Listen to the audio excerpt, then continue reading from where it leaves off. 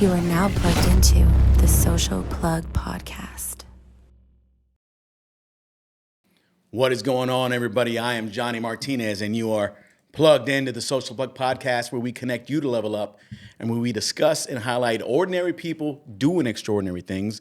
We are always powered by Social Plug Media. Today, we're in CollabSpace Studios in beautiful and historic downtown New Braunfels, where you can collaborate. You can have your own podcast. You can be a guest on our podcast on any given day. Just reach out to us at socialplugmedia.net, and we can hook you up. Today, I got the beautiful privilege of introducing one of San Antonio's newest gems, and I'll kind of hold off before I say it officially. But I'm a basketball guy. I like sports. I believe sports is the foundation of life. Teamwork, camaraderie, discipline, accountability, getting your reps in, whether it's lifting weights, whether it's doing something in a repetitive manner that makes you get better, stronger, faster, evolve, enhance your mindset, and so on and so forth. Organization and teamwork is the key to discipline and is a key to accountability. So I am blessed beyond measure to be with my man, JRock. What's going on, my man? What is up, brother? Doing all right, man? I'm ready to get after it today. It was a busy day, but yeah, I'm excited to talk about basketball. Yeah. It's the first time we're able to talk about basketball a lot on a show, other than when we had Mr. Spurs Jesus. Yeah, so, big Spurs super fan. Yeah, so there's a song by Curtis Blow called "They're Playing Basketball." Remember that? So that's kind of what I feel like today, man. Yeah. And I got the beautiful San Antonio downtown skyline behind me. Got the skyline. I know word is out. Are we in San Antonio? And no, it looks like it though. But yeah, so we got the Hemisphere Tower here, and we got what's the Hyatt or the Marriott, whatever, man. So we're looking forward to a great discussion with our special guest. It's no secret. We had it up on the screen, Coach Jason Perez. So this guy, he's a baller, right? And he's going to bring another layer of pro basketball to San Antonio. We're very, very excited about that. Looking forward to it. We love the Spurs, but we're really gonna love the San Antonio Clutch. So this young man, he's a head coach, right? And he has a myriad of tales and a myriad of experience in basketball. He's a San Antonio native. I think he played for Marshall High School back in the day. I'm not going to say his age. I'll let him discuss that. But he's been playing basketball for a long time. He's been in organized sports for a long time. He's also one of the team market owners. So he's not only a head coach, but he's the owner of the team as well. And so I know they're going to have tryouts sometime soon. And I think on the 18th and the 21st of this week. 25th. The 25th. Yep. Okay, I'm letting JRock kind of move around the office here. Let him get settled before we show your face there, Jason. Here we go. But you're going to have tryouts. And these tryouts are pretty cool because it lets people who think they can ball or who are ballers get a chance to come on the court with a whole bunch of other cool individuals like yourself and the rest of the staff and evaluate them, scout them out, and let them showcase their skills as well. And you guys can be like, hey, you got it? You're going to make the roster or you're not? Better luck next year, like Happy Gilmore. Remember that? Yeah. Better luck next year. So I think that's pretty cool. There's not a lot of pro basketball tryouts that are abundant in the area or anywhere that I know of. So without further ado, head coach Jason Perez. What's going on? Did I say that right? Perez? You did. If we were in Kansas, we would have said Perez. That's right. Yeah. So welcome, man. It's been a long time coming. I got the opportunity to chat with you about a week and a half ago, and we've been talking about the San Antonio Clutch and how you're going to get started and how you're going to showcase your product in the community, and we're trying to get the community excited and things like that. So welcome to the Social Plug Podcast, and we appreciate your presence, man. Well, I appreciate you being here. Like I said, the opportunity to talk about the, like you mentioned, the newest San Antonio professional team and see what we can do and to really connect with the community and give these players an opportunity to get a better job. Yeah, absolutely. Because that's the key, man. Young people, they are aspiring. They're aspiring actors, aspiring comedians, and aspiring athletes too, that want the opportunity to play pro ball. Because I know when I was growing up, I watched football and basketball, and I was always thinking, man, I want to be a pro athlete one day. But these young kids can have that opportunity. I didn't get the opportunity. Shit, I'm only 5'6", right? I mean, I was a hell of a John Madden football player or NBA 2K. Yeah.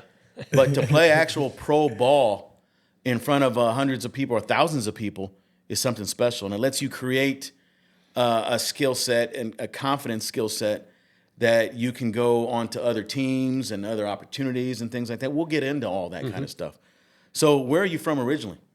I was born here, but raised in Houston, Okay. near Katy, when Katy wasn't as it is today. Katie's busy now. I know. I've heard that you don't even have to go into Houston to get anything. No. Everything's there. But then my dad got transferred in his job right before my freshman year. He had called around to see about some schools where I should attend, and it really came down to two schools, and it was Marshall and Clark. And my mom says it's about, well, we were looking at the academics. Come on now. Come on now. Yeah. Come on. But no, he had heard that Marshall with Coach Morris did a great job with basketball players there, and he had a lot of success and how to develop them and things like that. And so we ended up going to Marshall, played all 4 years there. Had a pretty good career, then got a basketball scholarship to Wichita State University. I'm repping my alma mater. Yeah. Let's And I just go. went to the game Saturday. They played UTSA. We got blasted, but but it was good. Hey, I was able to meet the new coach Paul Mills, and then I got some gear for myself, and then because last year they didn't get to come down here because they joined the American Conference, and you don't have to play everybody twice. Okay. But this year they are, and so they had a chance. But anyway, so got to see them Saturday, and then had a good career in Wichita State.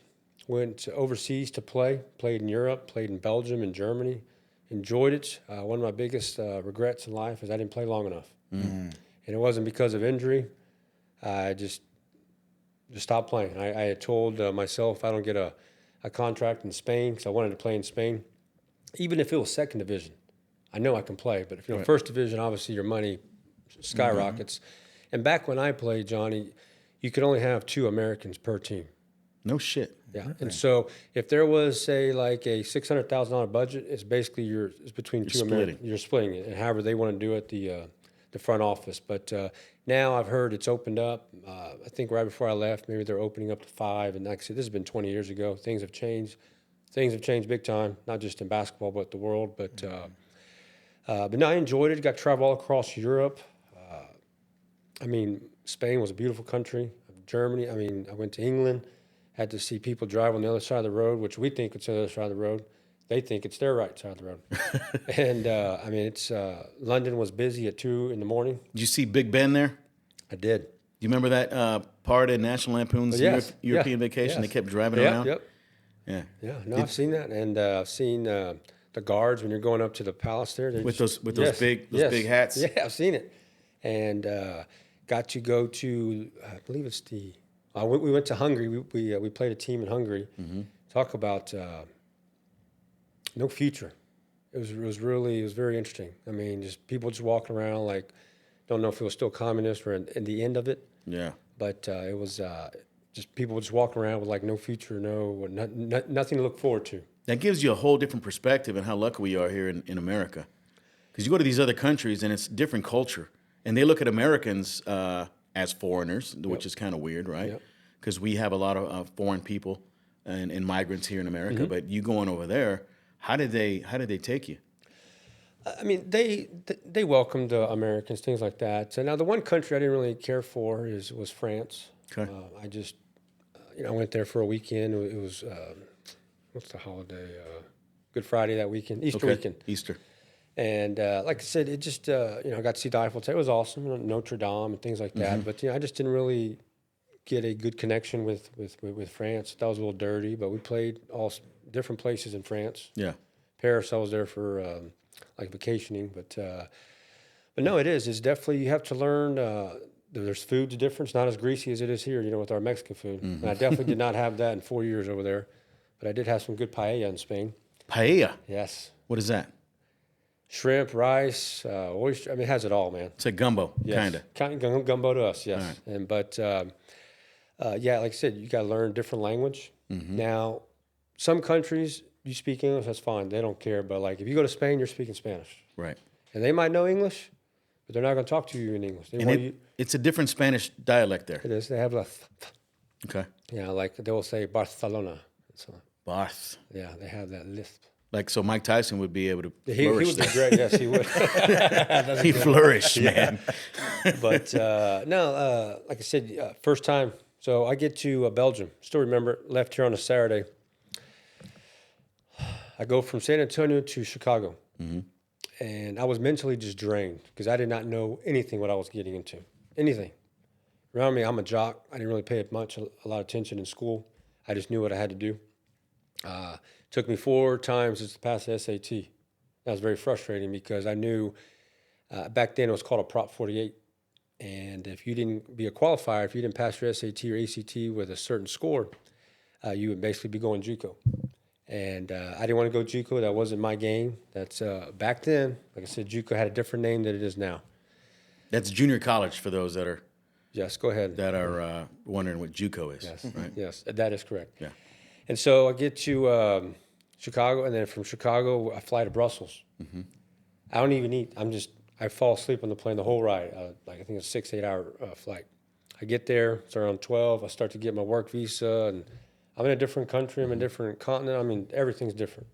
I'm just looking at everything. All the buildings look old and all that, which is beautiful. If you don't know about it, it's when you get there and you see a lot of beautiful cool architecture. So Saturday's a full day. I'm tired. Sunday I wake up.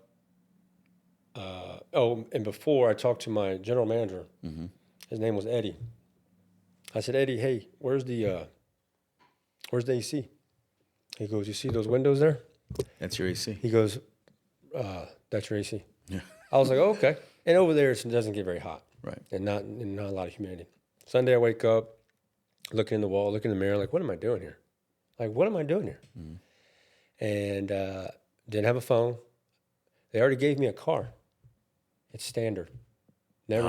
Yes. Didn't know how to drive standard. Barely. I don't have any. I mean, I took some money that I had, but I mean, I don't have the currency at that time. It wasn't the euro. I think it was the Belgian franc.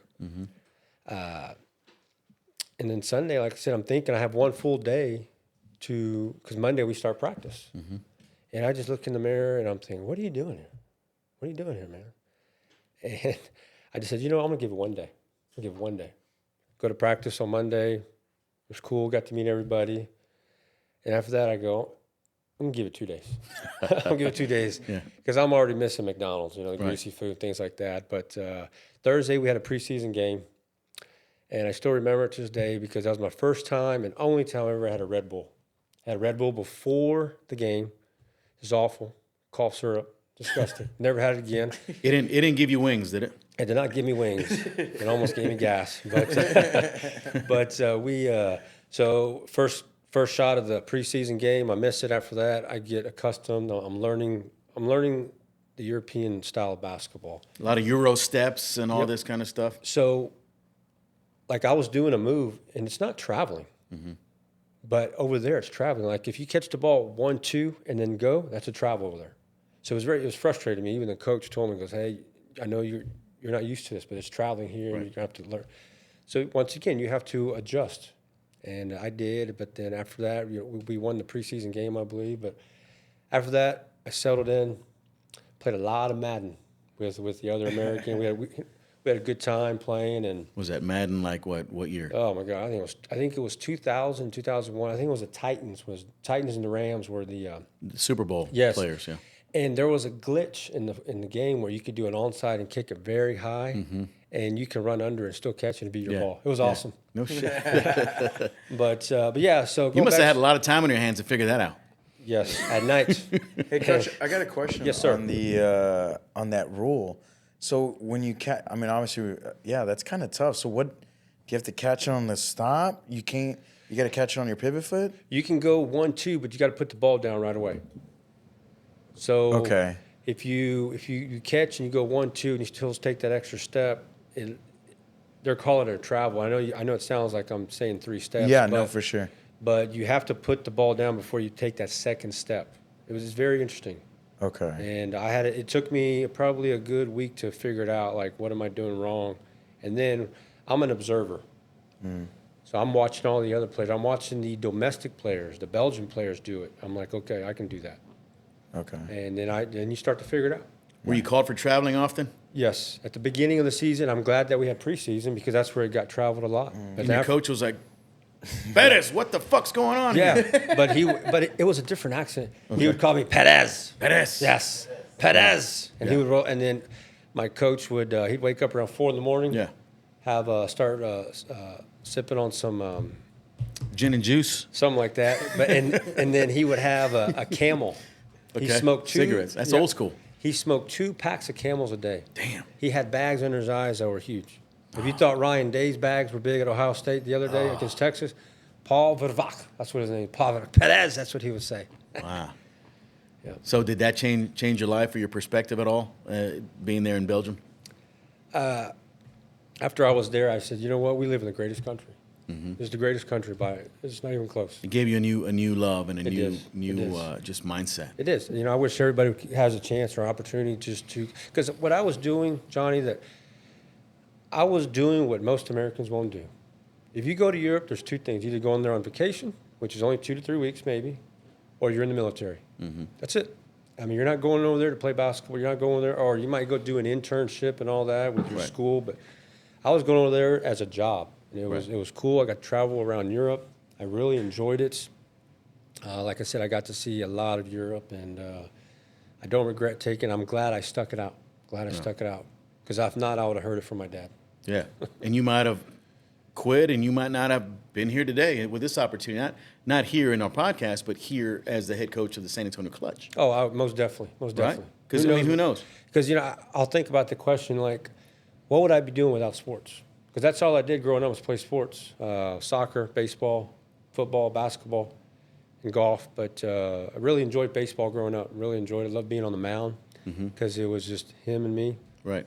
You're trying to guess the pitch. I only have 2 pitches, and my second pitch sucked, which was a curveball, and it was kind of like Serrano from Major League. Yep. Can't hit curveball. Yeah. Yes. But. Yeah. Up your butt, Joe Boo. That's right. Remember? Yeah. With a little Vander shell here. Yeah. JRock has no idea what the hell we're talking about. Oh, he's a youngin', huh? No idea. Man. No idea. Hey, we got some viewers here. Angela Bond, what is up, Angela? And we got Michael Mann. So big shout out to Michael Mann. He is the owner of MB Party House, or co-owner of MB Party House. He says Marshall Rams. That's right. Michael, did you go to Marshall? I think he might have been affiliated with Marshall back in the day. So, Okay. yeah, big shout out to the Mann family. So you're a pretty tall dude, man. You walked in here, you're about 6'4". I was 6'4". Yeah, I But you remember. shrunk. I did. It's called Gravity, and I remember in the state program they put me at 6'5". I've never been 6'5" in my life, but you always take it. You're not going to just go correct them for it. Yeah. So when they talk about like the NBA combines, if they Right. put their 6'10", they're probably 6'8". Right. Why they measure without shoes, I have no idea. You're playing with shoes. Well, Charles Barkley, he was always listed at 6'6", 6'7", but he's 6'4". Yeah. He's as tall as you. Yeah. But now I'm 6'3", and I'm not afraid to say, every time I'd come back home to San Antonio, I felt like a giant because we Mexicans aren't this tall. No. We're just not. Dude, you tower over me. There's no way I can guard you down in the low post or anything like that.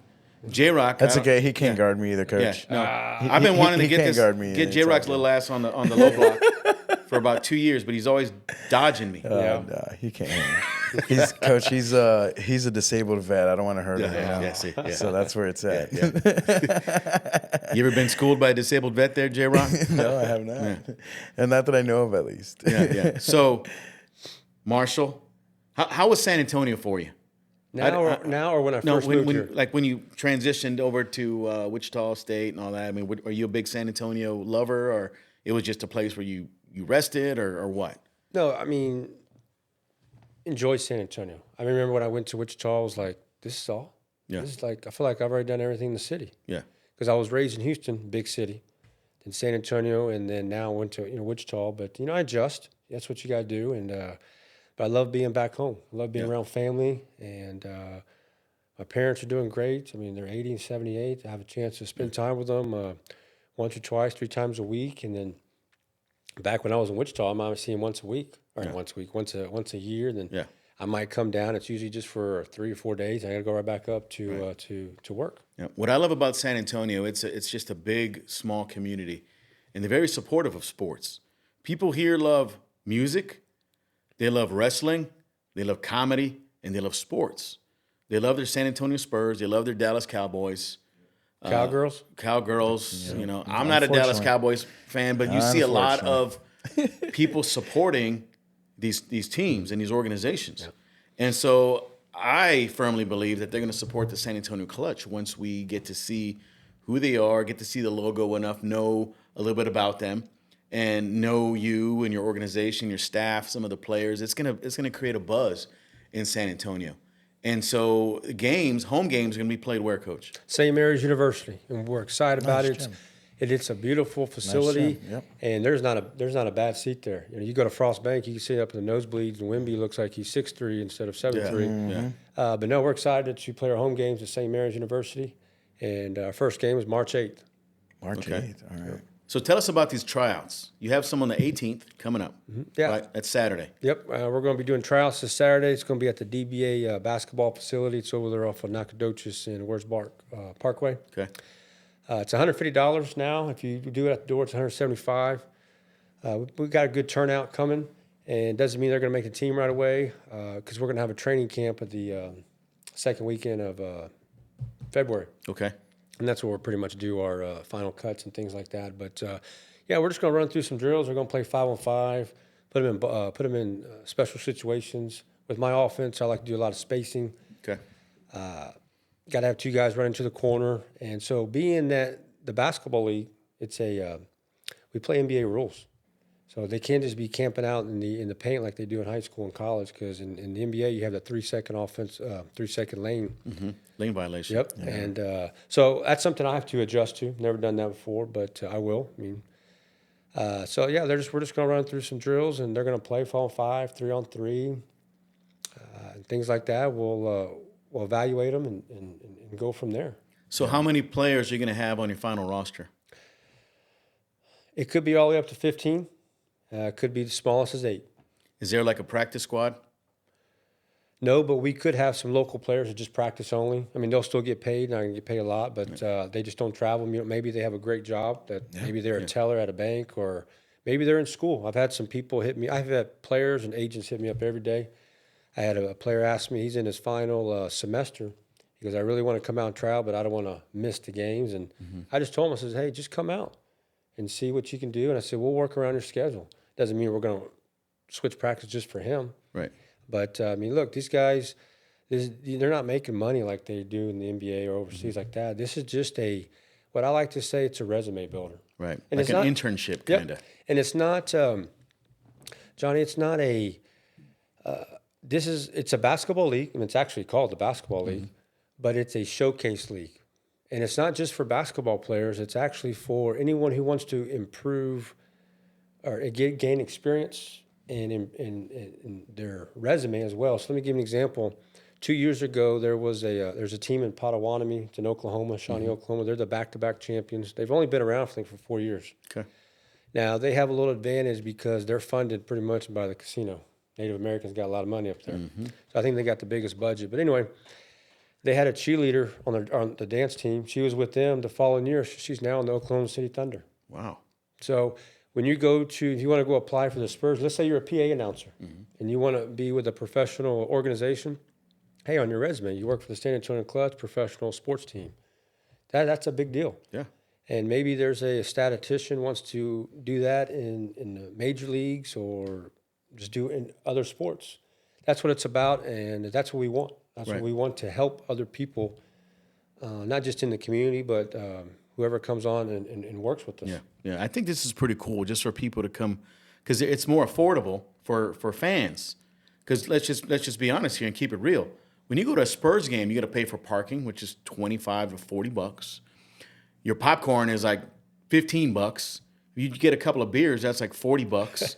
If you get a Jack and Coke, that's even more. Yep. Your seat. And back when I was growing up, I used to work at the Hemisphere Arena. I used to be a soda vendor. Sodas were $1.50 back then. Good luck finding anything for $1.50. I don't even think you can get a sip. $1.50? Yeah, you couldn't even get a sip for $1.50 today, right? Is that true, JRock? That is. Yeah. So you're gonna spend at least $500 to $600 because your seat, even the nosebleeds, is gonna be about $300. depending on who you're going to go see, whether it be LeBron or, whoever. It varies, right? And then on that, you have to see if they're doing load management. Right, load management. Are they going to be off today? So that load management stuff, Coach, keeps me from purchasing tickets for the Spurs. If, let's just say, the Golden State Warriors are going to be here in April, hell, I'm going to be reluctant to buy a damn ticket because who knows if the starters are going to play. I've gone to 2 Spurs games already where Wemby didn't play. And so it's cheating the fans, man. Sucks, yeah. I get it because I understand what they go through, I guess, and with the workouts, and it's just their bodies, period.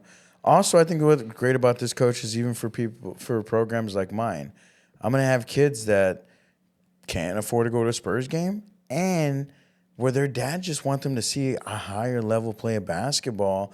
And I don't know how long the season goes, but sometimes it's really hard to make a high school basketball game, depending on when they're having them and stuff. So this gives them another opportunity for our youth to go and watch these guys play basketball at a higher level. No, it is. That's what I think. It does, and you're talking about tickets, and I'll talk about that. So you're right. I mean, not everybody can afford to go to a Spurs game or the Cowgirl game, but general admission for us. Drum roll, please. Oh, I don't know if I got drums. Well, just there you go. We're doing it. $12. Oh, heck yeah. $12 for general admission. And it's and like I told you, at St. Mary's, it's a great facility. There's not a bad seat. $12 is less than a beer at the Cross Bank Center. And then for courtside seating, $42. That's it. We're only having 2 prices this for the first year because we got started late in this process. My partner and I, Devin, he's the other owner. Mm-hmm. And so, like I said, we just got this everything finalized in December. But $12 for general admission, and then $42 for courtside, and you can't beat that. Dude, I'm gonna feel like a VIP when I go get some courtside seats there. Yeah. And then, are they selling like concessions? There will be concessions now. This year, we're probably not going to have any alcohol. St. Mary's. Yeah, That's all good. It's all good. It's all good. But that might be a good thing. I might be able to sneak it in. No, I'm kidding. but no, like $12 for general admission, $42 for courtside, and we're gonna have baseline, sideline, and this is what I was talking to the facility guy there. I said, hey, I want to do like they do in the NBA. You have the bench, and you have like seats, and then you have the like the score table, things like that. So there's gonna be 4 seats beside each bench. Now on my side, those are already taken. Okay. Now, if that individual or individuals don't go, they're up for. We'll definitely promote it and say, hey, $42. Yeah. And awesome. No, it's like we are excited about it, and we are a family-friendly entertainment at affordable price, and that's pretty much every mission in the in every organization in the basketball league. Right. So the basketball league started in 2018 with 8 teams. Now they're at 36 teams. And I was just on a call. We have a call pretty much every Monday with all team market owners. Mm-hmm. And team market owners, basically, they're just the owners of the team. Okay. And this is a gold mine. I think, I know Devin and I, we were on something big because TBL, that's just short for the basketball league, it has its own streaming platform. It's called TBL TV. And it's just like a regular platform where it's like Hulu and all that, where they're able to see our games when we're playing on the road, or they can see any other team that's in the TBL. Okay. And there's a lot of revenue that can be on there, just like you see in the NBA and all that. I mean, hello. I think they're switching to Amazon now, starting next year. Yeah. And it's all about the money there. And here, obviously, we're not doing billions of dollars. So if you had a business or a company that wants to get their name out, like, maybe not, because it's broadcast in 145 countries. Mm-hmm. That doesn't mean you probably want to do business in Thailand. Nothing wrong with that. But I'm just saying, if you want to get your business out there in the States, this is a big, good opportunity. Because even locally, people that go over there are going to see your banner or your logo. So there are sponsorship opportunities. Sponsorship opportunities are pretty lucrative in some capacity. Mm-hmm. Even with this podcast, we love our sponsors. You guys love our sponsors. They bring in an extra layer of revenue, but we in turn give them highlights and promos and things like that. So it works both ways, man. So I love what you're doing. Just the premise of bringing an additional layer of basketball over here. Like JRock said, he made the point. Youngsters can go watch these games. that is not always going to be 500, 600 bucks per ticket. And I love that, man. So back to the tryout stuff. What are you looking for? Like, what is your ideal player? Are you looking for extreme talent, or would you rather have extreme talent or just extreme discipline and coachability? I am looking for a basketball player, which is a disciplined player that understands the game. I'm not looking for a hooper. Hoopers, you find those at Gold's Gym and all that. They talk all this mad noise. And I'm not looking for a hooper. I'm looking for a basketball player that actually wants to study the game and improve their craft. Yeah. So to answer your question, I don't. If someone is very talented, but I know they have a loose cannon somewhere, if you know what I mean, I'm not going to take that because I don't want to be worried, because they're not just representing themselves, they're also representing San Antonio Clutch and the community of San Antonio.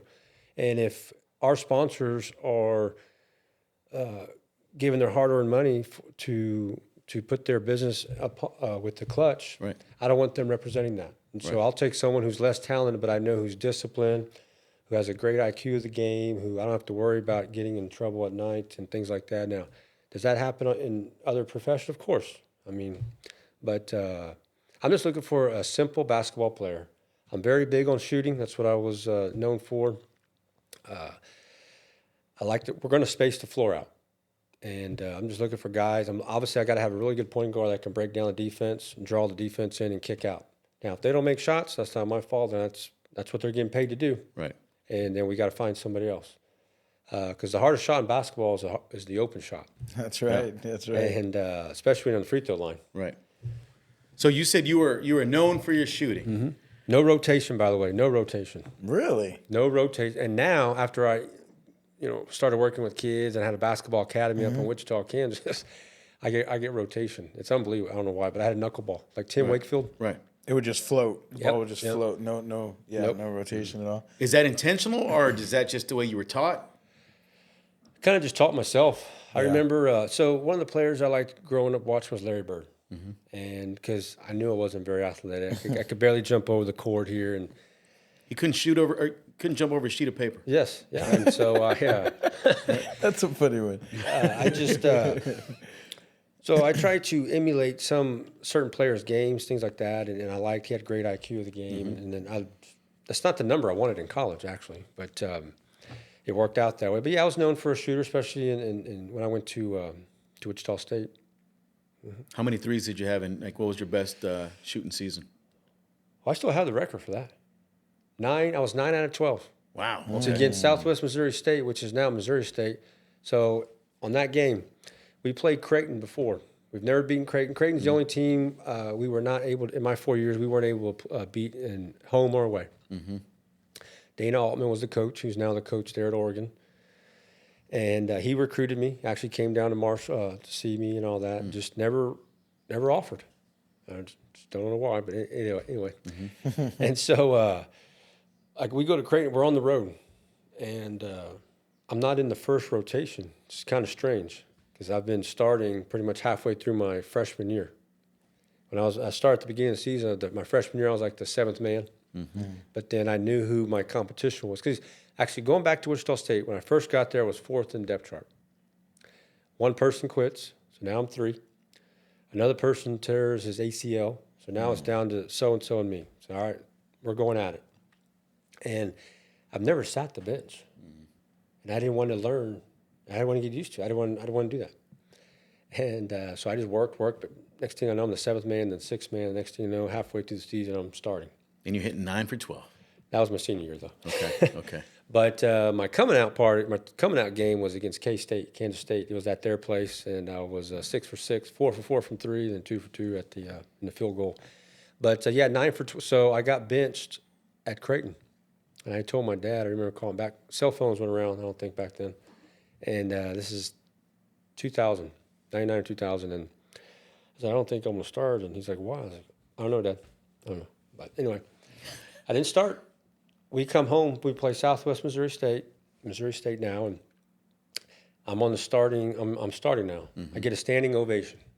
I mean, it's almost and in Coke Arena it's like 10-5, and we were. I think I don't know if it was sold out, but it was at least 8,000 or 9,000. Great crowd. Wichita State fans have been awesome. They have a great crowd. and I get a standing ovation. They introduce the head coach. He gets booed.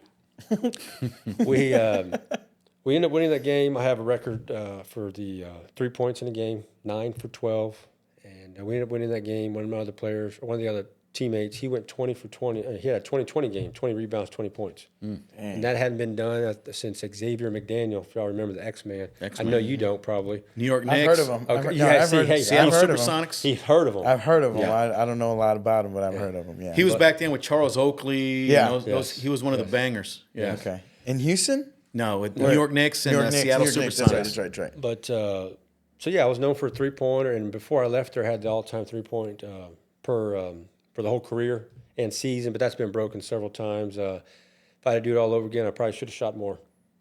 But no, when I left there, I had several records, and most of them all been broken. And hey, records are meant to be broken. Yes. That means someone's doing something. So do you contact the player who broke your record and say, "Hey, man, great job"? Or No, I didn't do that because it's been broken so many times. oh, okay. Now maybe if one of the players breaks to 9 3-pointers, if they make 10. So that's a record that'll maybe be broken. It could be broken, but probably not. Yeah, matter of fact, I think I read in the other day is Austin Reeves, who's with the Lakers now. Yeah. Yeah.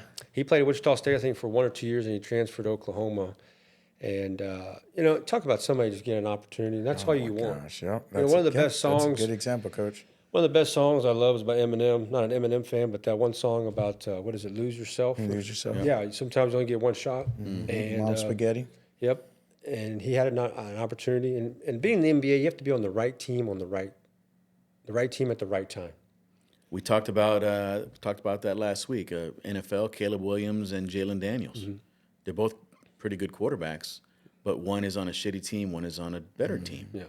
So basketball, the same thing, because you can easily say, "Oh, that guy's a bust," but if he was in the wrong system, if he had the wrong mindset, if he didn't have a mentor, he can be a bust. But if you can have somebody like Austin Reeves or somebody like Manu Ginobili, who was a second round pick, almost one of the last picks, he comes into a great system and he changes the entire game, and now he's in the Hall of Fame, and he influenced a lot of people, right? So I mean, you're absolutely right. So these tryouts are a big deal. Yeah, they are. I mean, this is a change. Like I said, I think we got around 12 to 15 players signed up. Yeah. I mean, we're going to get more. We're probably going to get some walk-ups, which is fine. Yeah. I don't want a lot. I don't want like 30 or 40 because then It's a lot. it is. I really want like 15, maybe 20. We can break them out. And how many hours are you doing this, Coach? 3 hours, 1 to 4. Now, are they going to be playing all 3 hours? No, I'll probably be talking, having diarrhea of the mouth, kind of like what you guys do all day and talk. But, I want to see them in certain situations. Yeah. But no, going back to Johnny, it is a big deal because they're the first ones that we get to see. Now, the following Saturday, the 25th, we have another one. But, hey, if all 10 players that we like come on the 18th, they're going to have an advantage because we saw them first. Yeah. And then, like I said, Devin and I, we get to go to Minneapolis last weekend of January, beginning of February 1st, 2nd. We have our owners meeting. They also have a national combine. They usually have 70 to 100 players there. And there's been a lot of players that get picked up, and every organization in the United States will be there. I mean, from Tampa Bay to San Diego, Great Falls. There's a market in Seattle, Albany. I mean, we're all over the United States. Now, the conference that we're in the Central Conference, which is the hardest conference because the last 4 champions have all come from the conference. And what teams are in that conference? I mean, like what not really the teams, but what cities? You have Enid Outlaws, so it's going to be Enid, Oklahoma. Okay. The Potawatomi Fire, they're at Shawnee, Oklahoma. Little Rock Lightning. We have us, and there's another Western Oklahoma team, and then a Dallas team. Okay. So we actually have the smallest conference, but one of the hardest, probably the hardest team, which is Potawatomi, because they're able to pay their players a lot more. That doesn't mean that's why they're winning, right, but it gives them advantage. I mean, the last 2 teams that have played them in the championship, they have had the lowest budget, and it's just a matter of finding the right players, putting them in the right seat in the right vehicle, and then it's about matchups, and they have to buy into your system. Yep. And then obviously, with us, I know JRock you'd mentioned about how long the season is. It's a 3-month season. Okay. So we only play 20 games, 10 home games, 10 away games. Then after that, it's playoffs. So we start March, we end in May. Playoffs start the day after Memorial Day. Okay. And like I said, it's end in June. And then the players that do well, if they're able, because then the TBL also has their own showcase in Las Vegas the same time as the NBA does their summer league. Oh, nice. That's Yeah, I pretty mean, cool. there's been a few players that have gone on from the TBL to G League. There's been one right now in the NBA. He actually played for Enid Outlaws, and he actually plays for the Warriors. That's so cool. So you can make it. You can make it big from Yeah. starting with these leagues. Go ahead, JRock. Coach, you mentioned that one team that's like, you said that they can pay a little bit better, right? How do you get there as a program or as this team? I mean, business. Well, for them, I mean, they have a casino behind them, so that kind of helps. But I mean, to get a bigger budget, I mean, look, a professional team is only as strong as a community. There you go. I mean, it's very simple where if the community get behind the clutch, which I know they will, Yeah. it's going to take some time. Yeah. And we're going to take our lumps this first season. We got started late, but we get some individuals or even companies to buy in, just like we see at the Spurs. I mean, that those big corporations. Mm-hmm. We get some of those, and then we're able to do things like that. We're able to pay our players a little bit more and go from there. But I mean, how to get there? I mean, the easiest thing to say is win. You know, they always say winning takes care of everything, which it usually does. But like I said, when you pay your players that much money, it doesn't matter. I mean, at the end of the day, you have to put the ball in the hoop. Gotcha. And you got to stop them from putting the ball in the hoop. So, and another thing I want to ask was, well, we kind of mentioned really is like 3 hours is hard to really get to know a player, if you ask me, right? And so, like, what I've done recently is a lot of, I work with a lot of young athletes. So when their parents reach out to me, I'm like, I don't have tryouts. I want you to come be part of my program for a month. Can you show up to practice on time? Are you going to be consistent? Because we practice more than once a week. We train as well. Are you going to be, how are you in practice? How are you with your teammates that this could possibly be? So it's a little bit easier in that level because they're younger, but 3 hours is it's tough, right? To be able to try to read somebody. It is, and we're not going to be doing playing basketball for 3 hours because I'm going to take each one and ask them certain questions. Nice. Okay. It's like a mini interview. Yeah, So the thing, talk about interviews. So when Devin and I go up to the owners' meeting at the end of this month, on Friday, we get to meet all the participants that are at the combine, and we get to interview them, and they get to interview us. Yeah. So that's kind of cool. I like that. And that's the exact same thing that when an NBA or the GMs, they're meeting, they're talking to them on the phone, and basically it's just like an interview. Yeah, it's part of it because the basketball playing is part of it, but the mindset, the leadership ability they have inside, can they lead themselves? Can they inspire others? Can they motivate other players that are on the bench that aren't playing? Can they look past that and make it all about the team? So sports, what I love as well, is all about strategy, coach. You're not only strategizing yourself as an individual on the court, how can I strategize to get better against this defender, but how can I strategize in the big scheme of things with player development, player personnel, attitudes, egos, all that thing. So as a coach, you not only have to manage the game, you got to manage people. And that is a tough part of it. And we see that in pro sports, college sports, high school sports, even peewee leagues.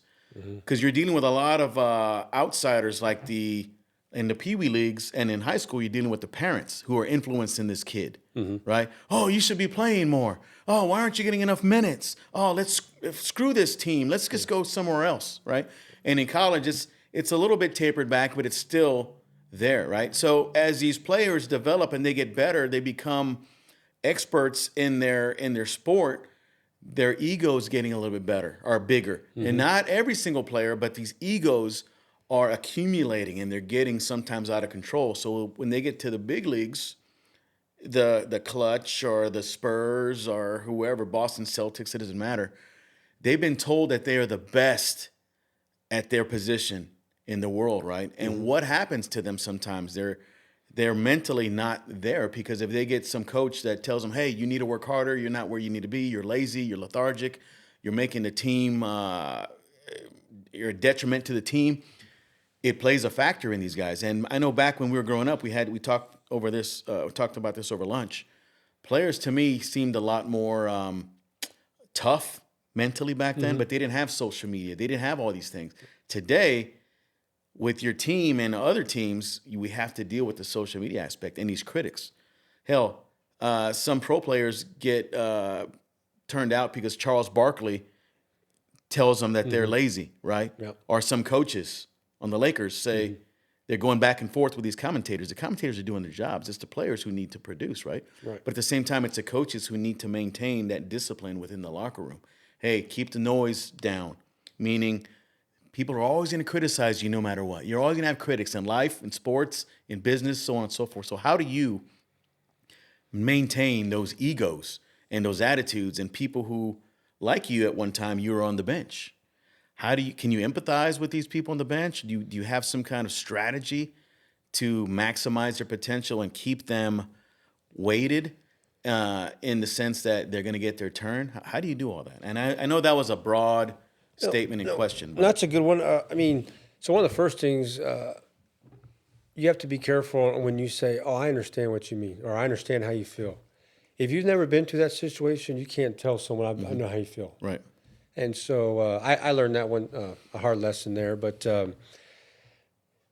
you got to really get to know them. And we have a very short season, so it's tough. And we're not practicing every day. I mean, like I said, some of these guys will probably have a job during the day or maybe that night. So we got to work that out. But you just got to get to know them as best we can, because at the end of the day, it's not just about basketball. It's about other things as well. Basketball is just a tool we're using. Yeah, you're making money at it. And I remember my dad telling me this. So when I was playing high school, he would always do this to me. He would do that. He would be like, so that would tell me like there's a scout or a coach in the stands. But after all that, he would really say, you never know who's in the stands watching you. And he kind of elaborated. He goes, because it could be your future employer. And maybe how you reacted on a certain call, those things will stay with them. Oh, man, I remember you played at I remember you played at Wichita Star. I remember you played at San Antonio Clutch. And yeah, how you handle that situation. I mean, that was a great job. I mean, that's what we're looking for here at our firm and things like that. But I mean, it's going to be tough to handling these egos, because these are adults. Right. These are men that have families. Yep. You know, they're paying bills. Not saying they don't pay bills in college and high school, but I'm just saying these are they got a house payment, a car note, things like that. So we're just not just a coach for them. I mean, we also want to be part of the TBL. Every organization has to have either a chaplain or a counselor on there, where a player, when they're not feeling right, they can go and vent to them or talk to them, and, cool. and it's a safe place for them. It's like a mentorship program. Yes. And we also even have a financial education for the players as well through that, because when you're not making a lot of money, you got to learn how to budget. Right. I've seen that happen a lot. These pro players. Remember back in the day, and I'm not going to say their name, but we make a lot of money, but we spend a lot of money too. Remember that? Yes.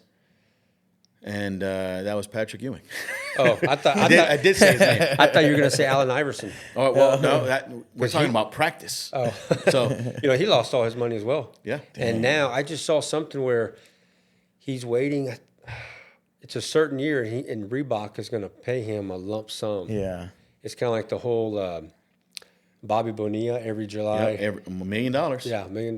But I mean, a lot of people would take the money now. Obviously, if you were supposed to get $35 million, now they're probably going to give you $25 million. Taxes. Yeah. Right? And then, but also, they're going to take a discount on it as well. They just rebooted Allen Iverson's shoes though, like 2 years ago, because I rebought them too, because I used to wear them when I used to play high school ball too, and but they're all making their money back. Even T-Mac released his shoes with Adidas, and I bought those too, because those are the shoes that I played in high school. But Did you ever buy the pumps? I did. D Brown, remember that? Pump it up. Do you remember the Latrell Sprewells, where when you would run, it was like a pump, but it would pump the rim to spin on the side of the shoe? Oh, it was probably like choking something. I remember he choked PJ Carlissimo. Yeah. That was a good one. JRock, you do remember that. So Latrell Sprewell, I remember who was an Latrell elite player, he choked PJ Carlissimo. Hopefully you won't let that happen to you, Coach. No, hope not. He choked a coach? Yeah. Really? And there was, you could see it here and all that. Yeah, it was Yeah. wild. Wow. Yeah. During a game? Like No, I No, think it it's was during practice or during something, practice. man. Oh, okay. Yeah, because that's the kind of what I was talking about. You don't know these egos and stuff, and if you just Yeah. say something to if you try to correct or hold a player accountable, you don't know how they're gonna react. Because Latrell Sprewell, let's keep it real, he was one of the best players, right? I wouldn't call him a Hall of Famer. Maybe he is in the Hall of Fame, but he was averaging 23, 24 points a game consistently. He could play. Yeah, he was a baller. He can shoot threes, he can drive, he can penetrate, he can do all that kind of stuff. But there were some great players back in the 90s, 80s and 90s. I for one like the old school basketball a lot more than today's, because today's a 3-point shooting contest. Well, you know what I like about the old, like, I wish today's game, I wish we could go back to the hard fouls. Yeah.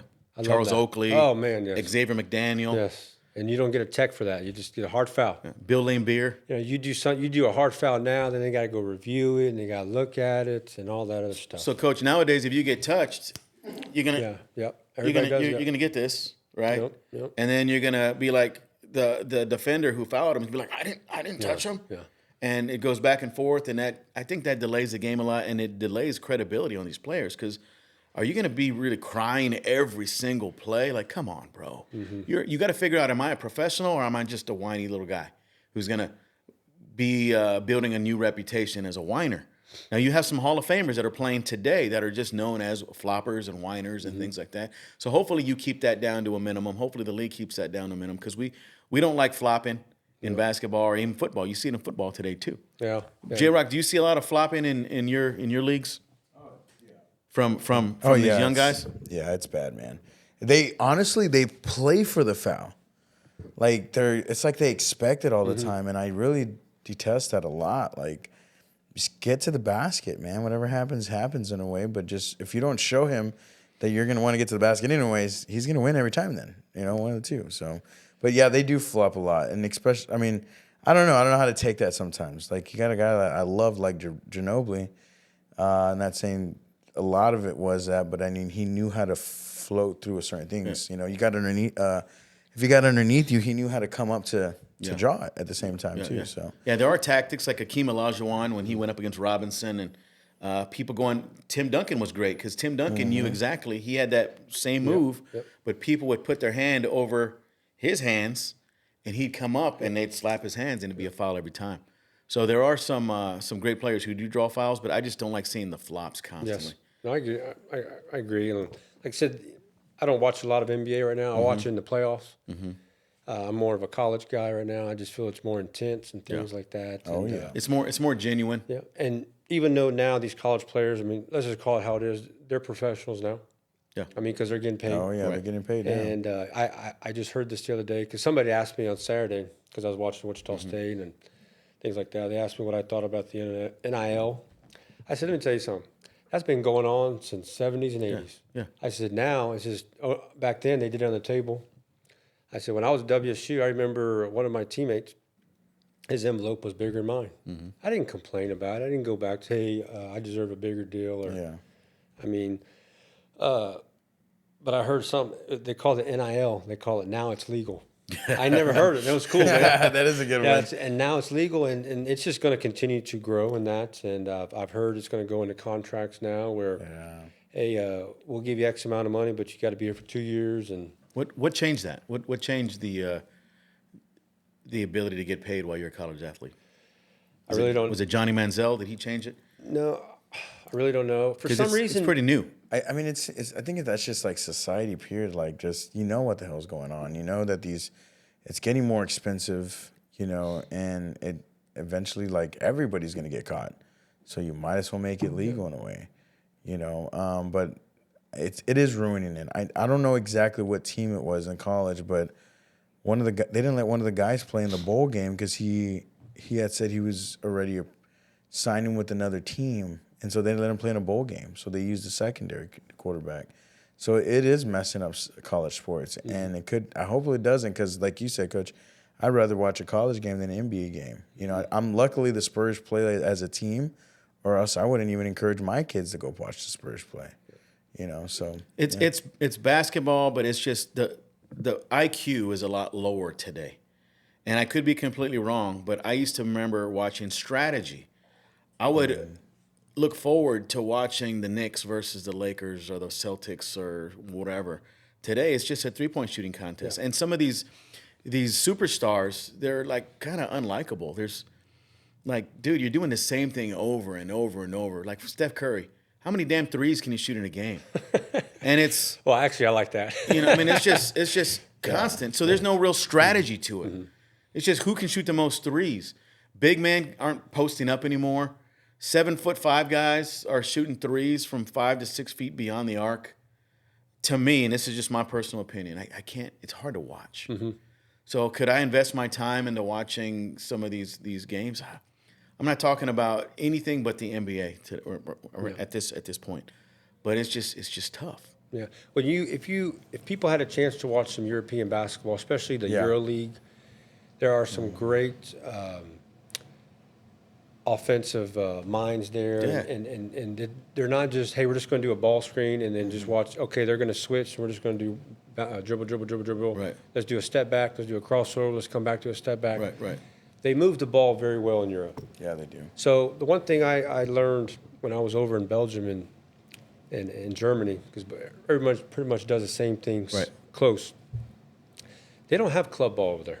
So like we have here. So we have grassroots, AU, things like that. Well, we're playing 3 games every practice. Over in Europe, they're doing 3 practices every game. So they don't travel all across Belgium or Spain doing all that.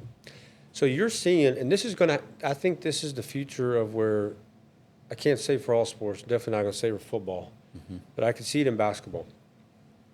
And people will understand who I'm talking about here, and I'll say the name. But over there, they would have 14 to 18-year-olds already practicing with the professional team. Pros, yeah.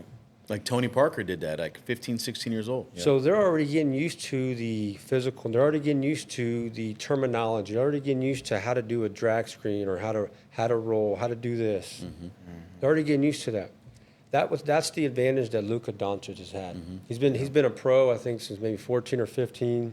He played on a very good team with Real. I mean, it's one of the top clubs in Europe, definitely top 3 in Spain. But so he's had a chance. So when he came over here, there's really no. There was an adjustment. Don't get me wrong, but He was already seasoned. yes, he was He's smart. Yeah, Yes. he's just a lot. And then plus, and then when you play with older men, I'm just going to say men here.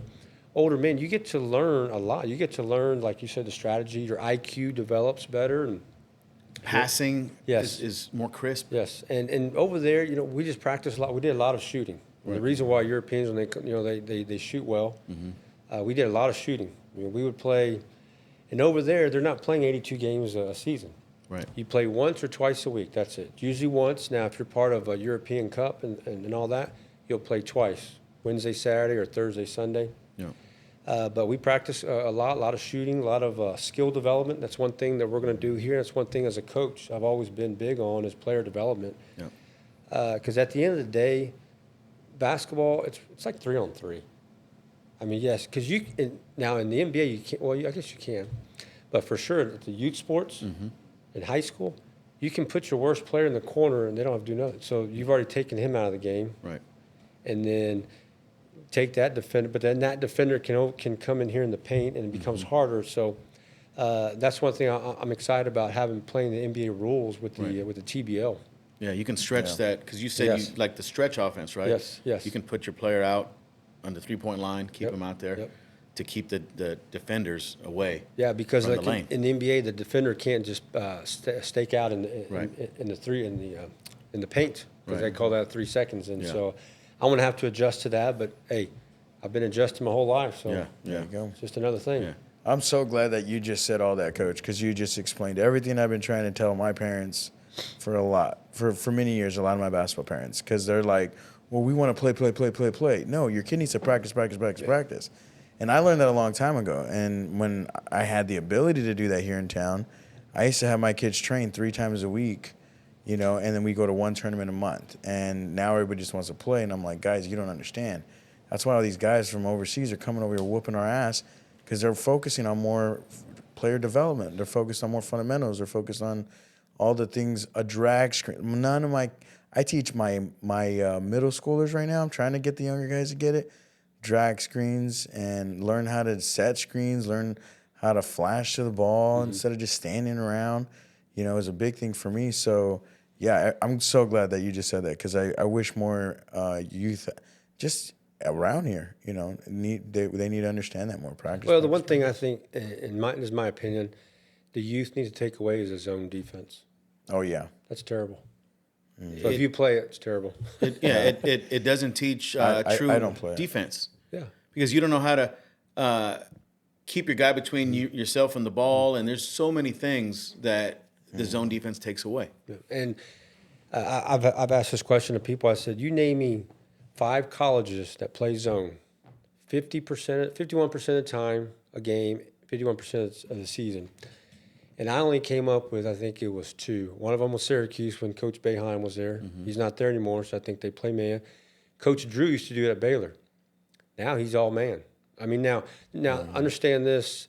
There's nothing wrong with playing zone on a possession or two, but the whole game, because the offense now, they're not very creative themselves. That's all they do is pass the ball. I mean, you have to cut. And people don't know how to, when they flash, they don't know how to post up on the flash from the elbow. I mean, when I saw a zone as a player, I just started salivating. I was like, man, this is easy. And short corner or the middle is open. Is that how you hit your 9 for 12? Were they playing zone on you? No, that was man. Was it? It was man. It was man. No. I got to set that record straight. Yes, that was man. No, in college, we didn't play against too many zones. And even when we played defense, we didn't play a lot of zone. It was a lot tough man-to-man, a lot of hedging or a lot of stunting. And ball screen when I was playing in college wasn't as big as it is today. That's pretty much all it is now. Just set 50 ball screens and with the same people. Are you still hooping today? Do you hoop? I don't hoop, but I like to shoot.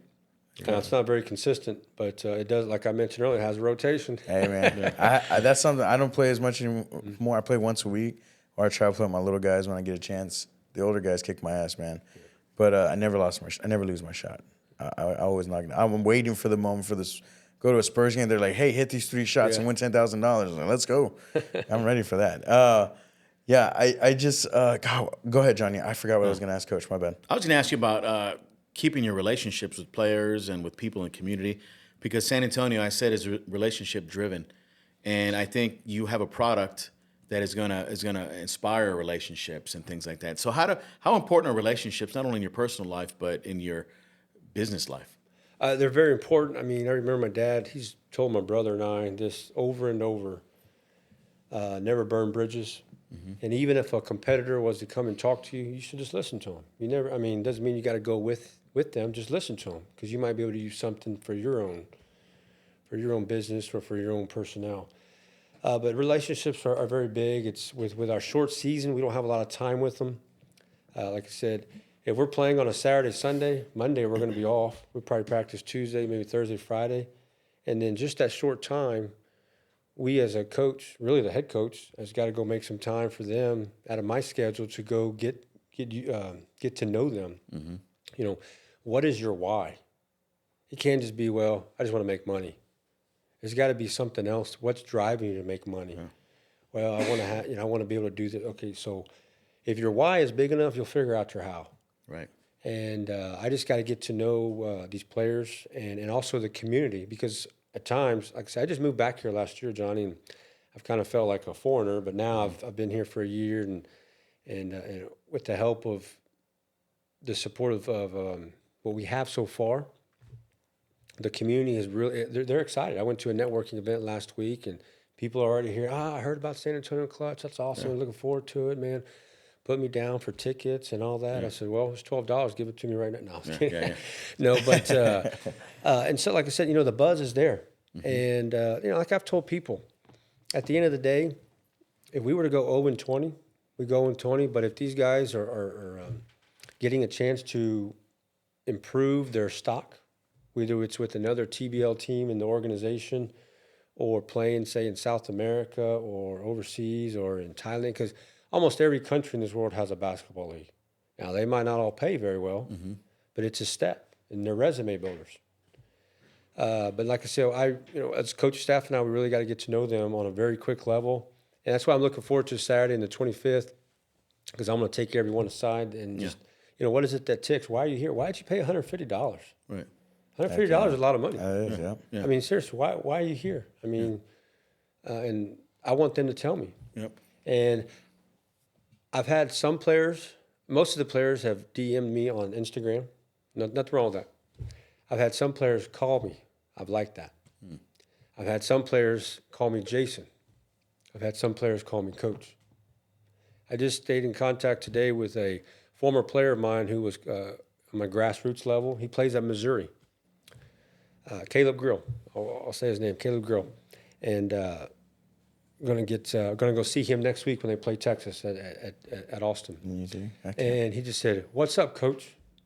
Like, he still calls me Coach. Yeah. And his dad and I played together at Wichita State, but he still calls me Coach. But I know who his parents are, because his parents raised him to be a really good man and being respectful. Right. But it's very interesting to communicate with these players today, this generation, on how they talk to.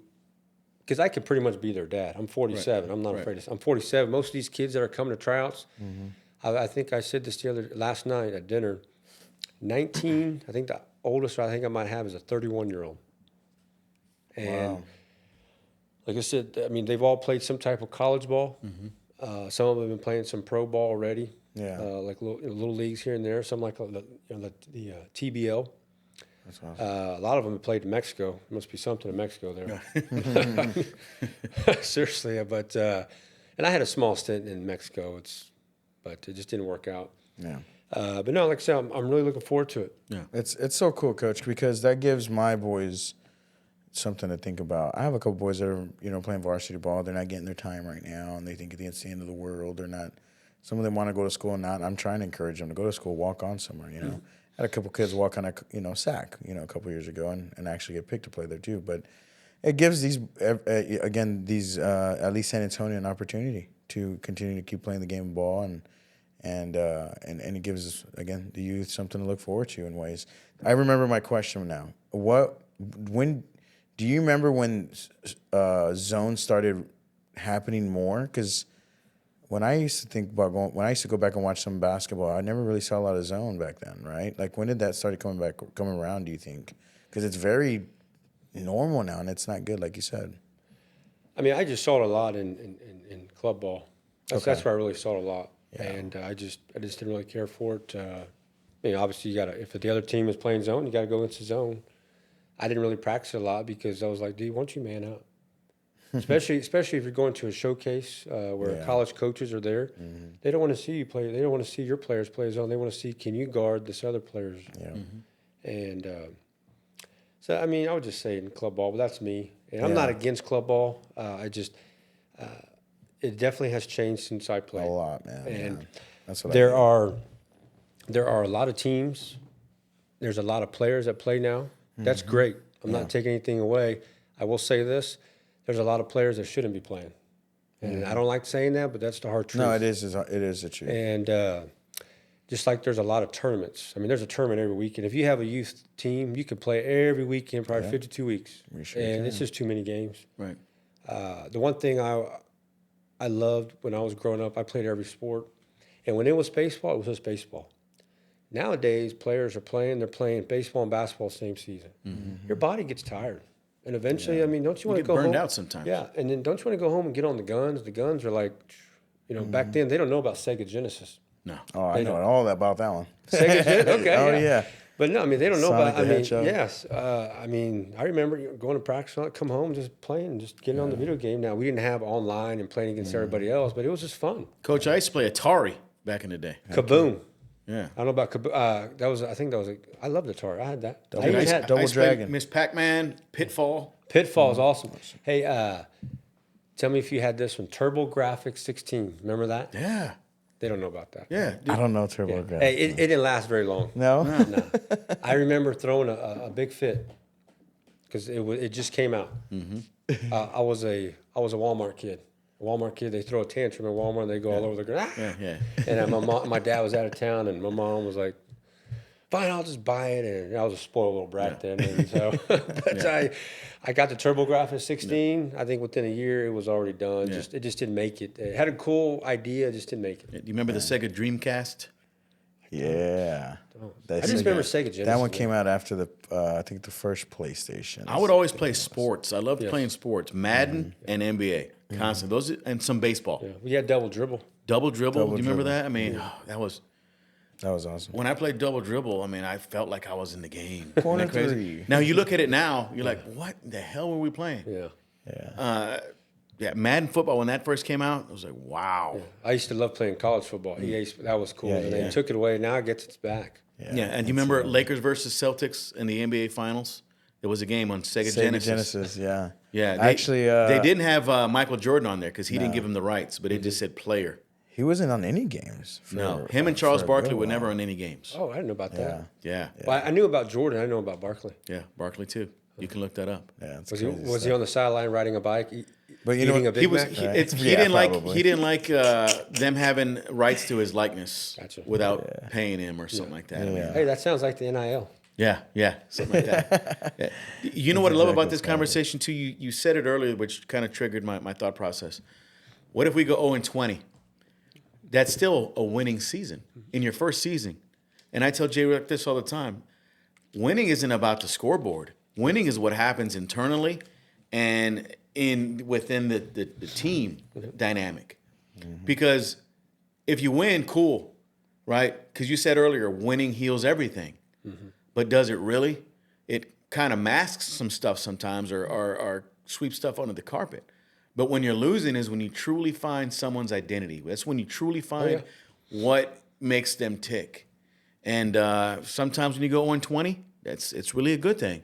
But you can find as a coach and as the market owner who is going to be sticking around. Because if somebody throws a tantrum like you at Walmart when you didn't get whatever you wanted, some of these players do that.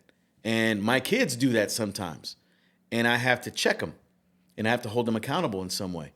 But I think losing cures just as much as winning. And it lets me filter out those who don't belong and those who are stronger than others. Yeah, I mean, this Saturday we're going to. I want to make sure and mention that to the attendees, like, hey, we're not going to put up anybody's crap here. Right. You guys are professionals. Act like a pro. Right. Be a pro's pro. There you go. And that's going to be one of the questions I ask them. What does a pro's pro mean to you? Right. And they're going to explain it to me, and I want to listen to them. Yeah. What if you're on a losing team? What happens? What are you going to do? How are you going to make others better around you? Let's just say we're 0-20, right? 0-20, can you still lead? Yep. Yes, you can lead. And you can be more of an inspirational leader because you're the leader of the team, obviously, but these individuals are leaders of themselves and in the locker room. Are you going to be bitching and complaining, oh, coach isn't playing me? Because people are going to look at you like you're part of the problem. Yeah. Right. So my advice to young players, no matter what league you're in or what status you're in, be coachable and be mindful. You can come across as part of the problem. If you're not part of the solution, you're part of the problem. So just keep that in mind. Thank you. Let me ask you this: Are you watching the NFL playoffs right now? Well, my team's in it. Who's your team? It's the Texans. Texans. I was okay. raised in Houston, so I was Houston Oilers, House Okay. of Pain, Warren Moon, Ernest Gibbons did the electric slide. Yep. That's before JRock started. Alonzo Highsmith, Yeah, before my time. Jefferson, Harris, I think Jefferson, they were wide receiver. Haywood Jeffries, Yes, and then Ray Childress on the defensive line. Childress, Mike Munchak. Yes, but no. And then when they went to the Titans, I was a Titans fan, but then Houston got a team again, I became a Texan. So to answer your question, I am. I won't be watching it this Saturday. Obviously, I have tryouts, Right. but I definitely watch playoffs, even in the NBA and NFL. It's just great. How did you feel about the Tennessee Titans, who are the original Houston Oilers, wearing their throwbacks against The Texans? the Texans? I thought it was cool. I thought it was really cool. It's kind of letting them know that, hey, we're the real. We're the OGs. Yeah. But now, first of all, that color is awesome. And Yeah, it is. It I like was that real color nice. scheme. Yeah. Yeah, it looked good. Yeah. I wasn't ever a Houston Oilers fan, but I watched them because they were always on TV. But just watching Warren Moon, He had the run and shoot. The beautiful spiral. I mean, it was awesome. Oh, dude, Jerry Glanville, remember that? Jack Yes. Pardee, the run and shoot offense. I can't believe we blew a 30-point lead against the Bills. Oh, yeah. That was the year, man. That was the year. We were up at the end of the half, and then I turned it off. Next thing I know, we ended up losing. Yeah. I was like, you got to be kidding me. Yeah. Hey, you said what was it? What were we talking about earlier? We got to do the superstition. Oh, tradition. Tradition, All right? Tradition. So earlier we shouldn't were have turned the TV off. We should have watched, right? So I turn them on to the tradition we have. So usually we have our guests come in and we go to Oyster Bar. Big shout out to Dave and his crew at Oyster Bar.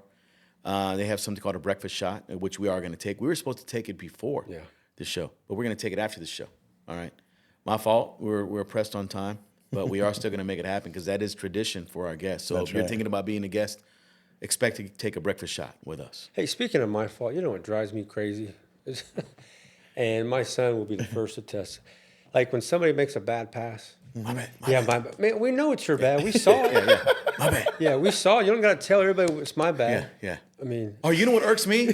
At the free throw line. When you make a free throw or you miss a free throw and everybody comes in and gives you. I don't do that. I don't. No, I think that's I never wild. like that. Hey, I'm going to give you 5 because you missed it. Yeah. Get out of here with that. Yeah. And I get it. It's people. It's encouraging. I don't know how it's encouraging. Just make your damn shot. It's because they see it often and they think that's what you're supposed to do. Telling you, the hardest shot in basketball is an open shot. Coach, would you make all your free throws? No. Actually, I really wasn't a very good. I was a 78% career.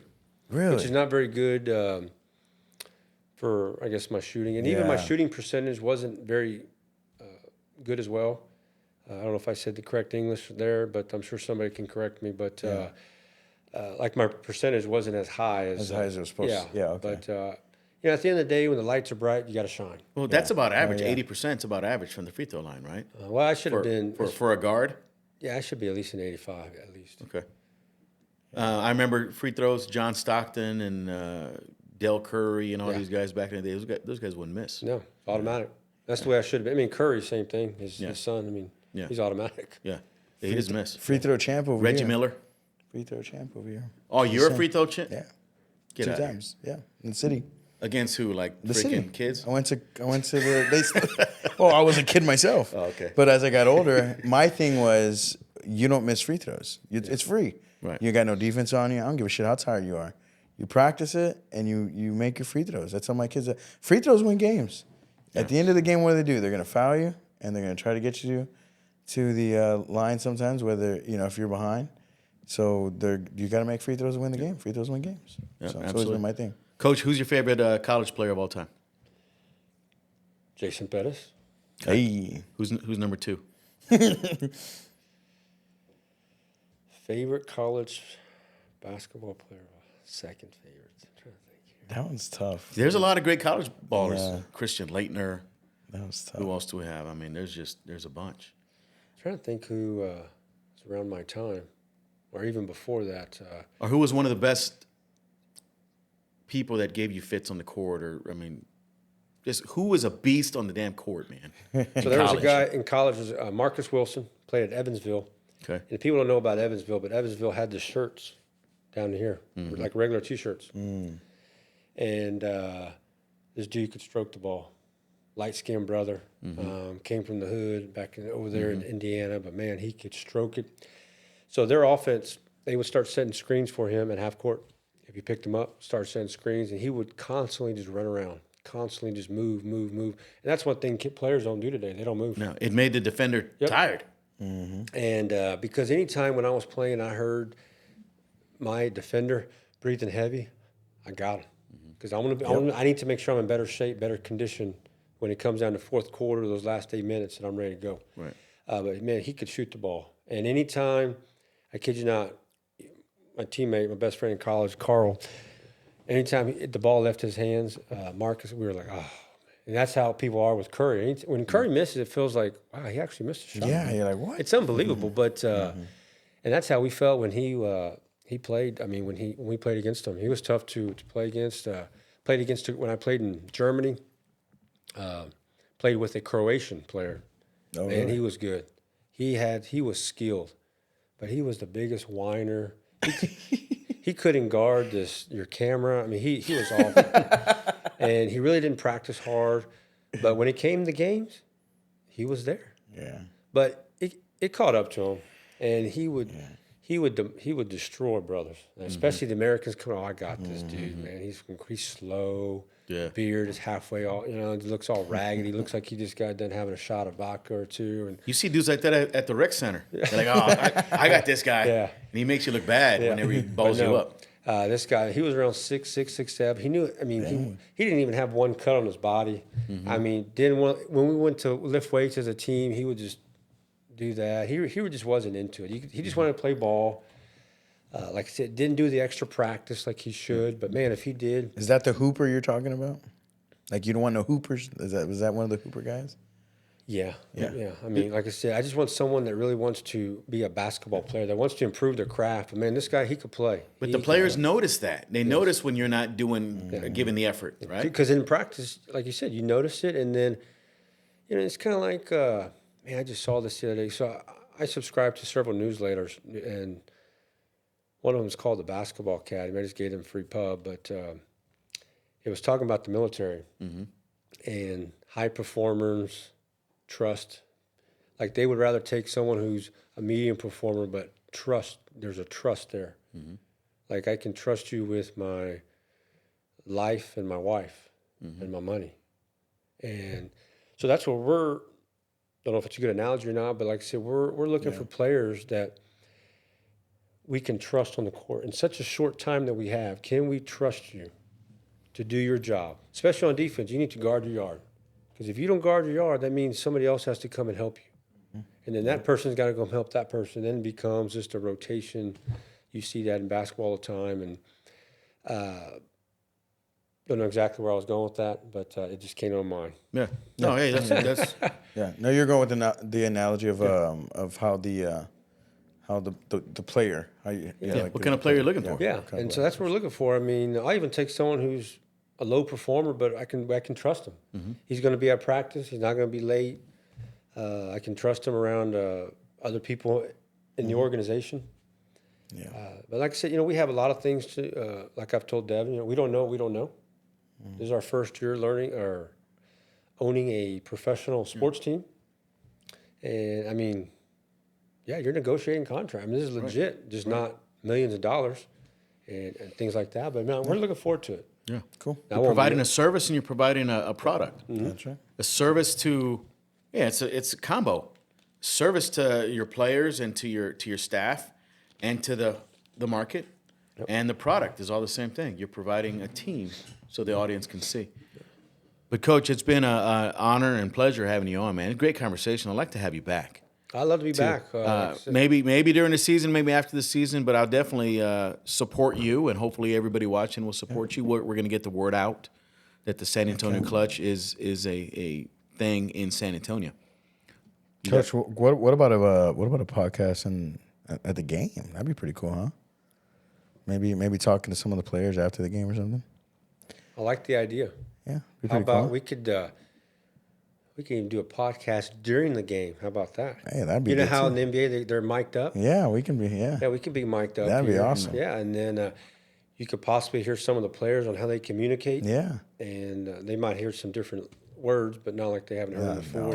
No, that'd be great. Yeah, no, that's all competitiveness. That's what I think. And man. I think that'd be a great idea. Like you'll hear them, like I said, being mic'd up, but when they know they're mic'd up, they're not truthful. They're not. Right. They just tell them what we want to hear. Yeah. Yeah. Right. Yeah. Well, at the end of the day, too, man, let me know. I would love to bring my whole program to a game.